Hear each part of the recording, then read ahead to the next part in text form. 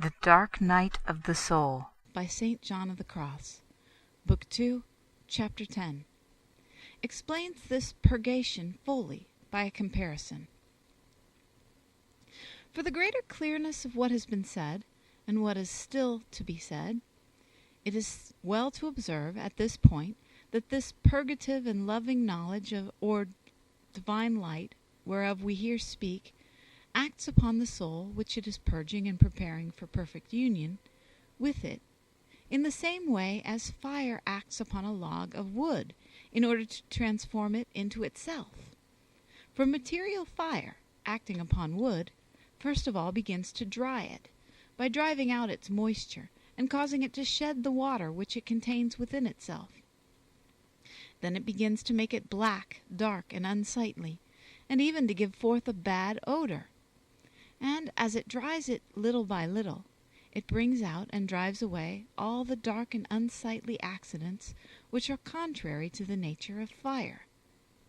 And finally it begins to kindle it externally and give it heat, and at last transforms it into itself and makes it as beautiful as fire.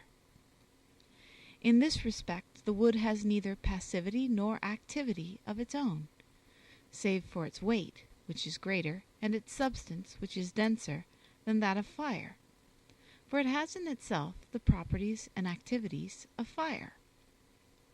Thus it is dry, and it dries. It is hot, and heats.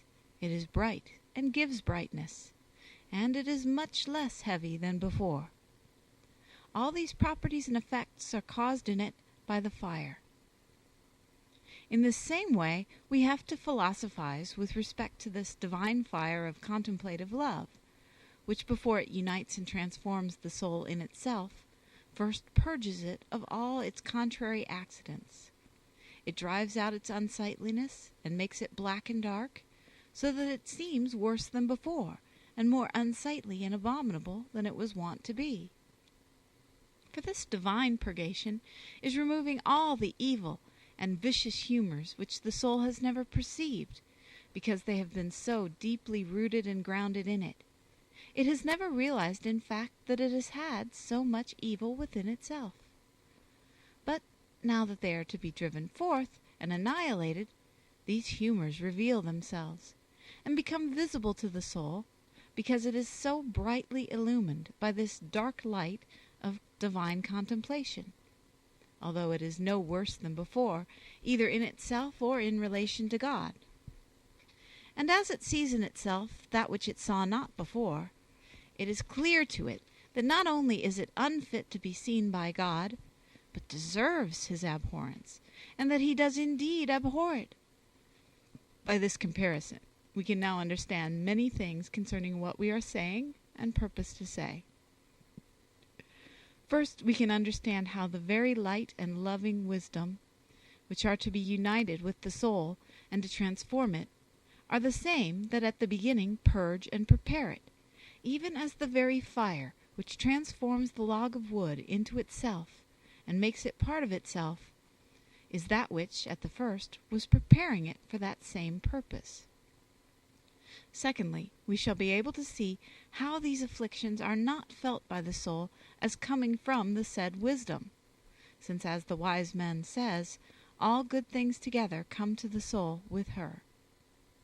They are felt as coming from the weakness and imperfection which belong to the soul. Without such purgation, the soul cannot receive its divine light, sweetness, and delight, even as the log of wood, when the fire acts upon it, cannot immediately be transformed until it be made ready, wherefore the soul is greatly afflicted. This statement is fully supported by the preacher, where he describes all that he suffered in order that he might attain to union with wisdom and to the fruition of it, saying thus, "My soul hath wrestled with her, and my bowels were moved in acquiring her. Therefore it shall possess a good possession." Thirdly, we can here learn incidentally in what manner souls are afflicted in purgatory, for the fire would have no power over them, even though they came into contact with it, if they had no imperfections for which to suffer. These are the material upon which the fire of purgatory seizes. When that material is consumed, there is nothing else that can burn. So here, when the imperfections are consumed, the affliction of the soul ceases, and its fruition remains.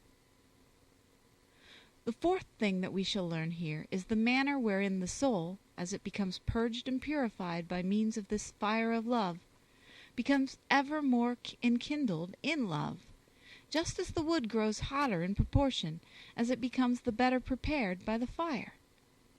This enkindling of love, however, is not always felt by the soul, but only at times when contemplation assails it less vehemently, for then it has occasion to see and even to enjoy the work which is being wrought in it, and which is then revealed to it. For it seems that the worker takes his hand from the work and draws the iron out of the furnace, in order that something of the work which is being done may be seen. And then there is occasion for the soul to observe in itself the good which it saw not while the work was going on. In the same way, when the flame ceases to attack the wood, it is possible to see how much of it has been enkindled. Fifthly, we shall also learn from this comparison what has been said above, namely, how true it is that after each of these periods of relief the soul suffers again, more intensely and more keenly than before.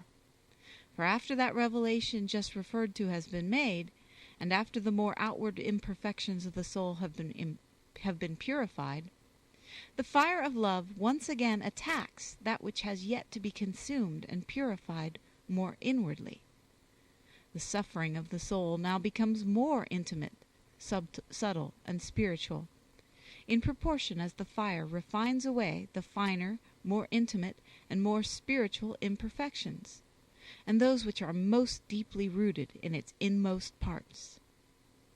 And it is here, just as with the wood, upon which the fire, when it begins to penetrate it more deeply, acts with more force and vehemence in preparing its most inward part to possess it. Sixthly, we shall likewise learn here the reason why it seems to the soul that all its good is over, and that it is full of evil, since nothing comes to it at this time but bitterness.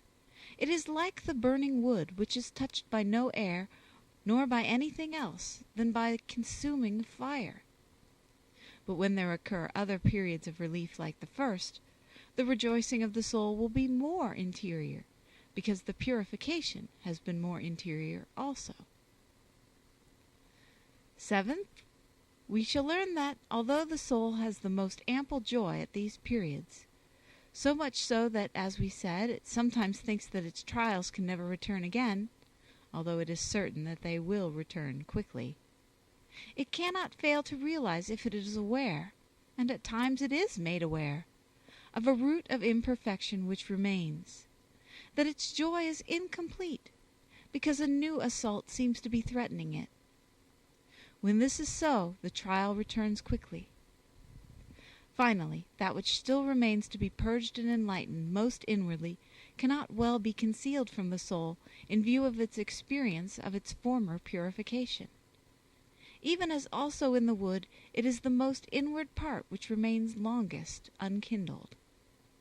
And the difference between it and that which has already been purged is clearly perceptible. And when this purification once more assails it most inwardly, it is no wonder if it seems to the soul once again that all its good is gone, and that it never expects to experience it again.